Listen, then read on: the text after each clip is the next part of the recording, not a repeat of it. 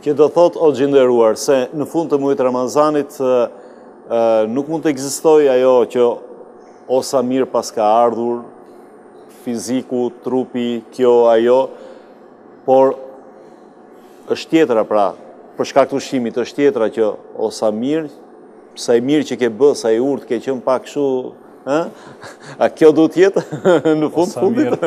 O sa mirë me qenë musliman, Ermir, s'ka dyshim se fundi i Ramazanit sjell gëzim tek muslimani, si individ dhe si komunitet.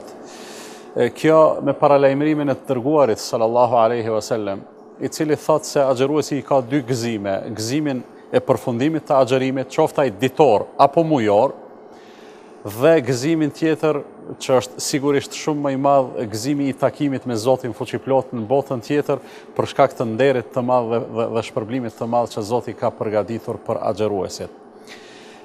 Sigurisht që ajo që arrihet në fund të Ramazanit, ose edhe në fund të jetës, realisht kur dalim para Zotit fuqiplot, është një diçka tejmase sublime, e vlefshme, me çmim shumë të lartë, dhe kjo në asnjë mënyrë nuk i përjashton pastaj edhe ato të arriturat tjera që unë shpesh them, ekziston një synim final që ne si musliman duhet ta ushqejmë shpirtin ton me te, ta kultivojmë në shpirtat ton.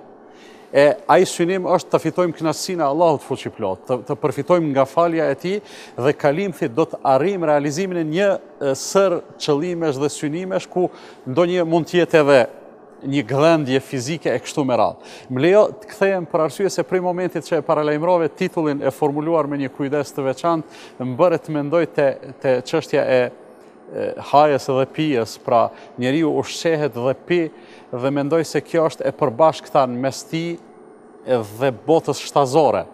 Zotën Allahu i madhruar shpesh i ka përmendur njerëzit që gjasojnë dhe potencohen, spikaten në këtë pikë të përbashkët me botën shtazore. Por ka një moment që ne diferencohemi. Po, këtu desha të arri. Yekuluna wa yatamatta'una kama ta'kulul an'am. Ata hanë dhe knaqen, ashtu sikur se bëjnë bagtia. Mirë, po këtu vija ajo pika ndarse që mendoj se njeriu duhet ta ketë parasysh. Krahas disa tjerave që e dallojnë njeriu, gjithsesi edhe janë privilegje dhe ndere të veçanta. Mirë, po një prej tyre është edhe vetë agjerimi që njeriu e bën tek njeriu krahas gjithë asaj që përmendi hoxha i nderuar, njeriu e bën të përmbajtur.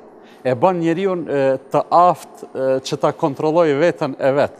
Dhe neve nga përvojat e tjerëve, për arsye se nuk kemi bën ndonjëherë jetë fshatari, mirë, po e dim se disa bagëti po u futën në një livadë ose në një arë, nuk janë gjendje të dallojnë ushqimin që u bën dëm prej atij që u bën dobi. Jo vetëm ushqimin, po edhe sinorin, shkojnë edhe ke sinoret e tjetër kujt. Po pra, këtu është pra e veçanta edhe përparësia e njeriu. Bëjnë shkak dhe për shere midis fshatarëve. Sigurisht, edhe pse nuk e bëjnë me qëllim të keq. Njeriu muslimani sidomos do të thotë kur vendos të agjeroj, e ka një synim madhor, ajo është për shkak se Zoti i madhruar ka kërkuar prej tij një gjë të tillë.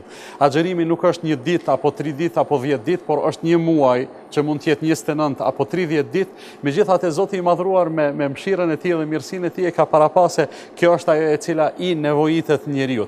Duhet ta kemi parasysh edhe tjetrën se njeriu e ka të vështirë të jetojë në një rregull të cilin do ta respektojë në vazhdimsi. Njeriu rutina është armiku numër 1 i njeriu. Kjo është dhe thyrje e rutinës. Po pra, e Ramazani vije si thyrje e rutinës, pastaj Bajrami vije si ndrim i rutinës së Ramazanit, ndërsa jeta në ibadet, jeta në lidhje, në relacion të mirëfillt me Allahun fuqiplot është gjithsesi më e veçantë në Ramazan për shkak edhe të rrethanave, hapja e dyerve të xhennetit, mbyllja e dyerve të xhenemit, prangosja e djajve e kështu me radhë. Mirë, po ajo lidhje vazhdon edhe pas Ramazanit, ndoshta me intensitet pak më të lehtë.